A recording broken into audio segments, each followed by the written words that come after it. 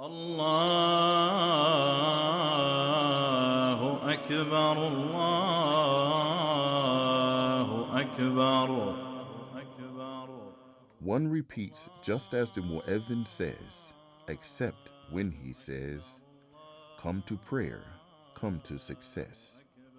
Instead, one should say, "There is neither might nor power except with Allah." Immediately following the declaration of faith called by the muezzin, one says, "And I too bear witness that none has the right to be worshipped except Allah, alone, without partner, and that Muhammad is his slave and messenger. I am pleased with Allah as a Lord, and Muhammad as a messenger, and Islam as a religion." One should then send prayers on the Prophet, peace be upon him, after answering the call of the muezzin.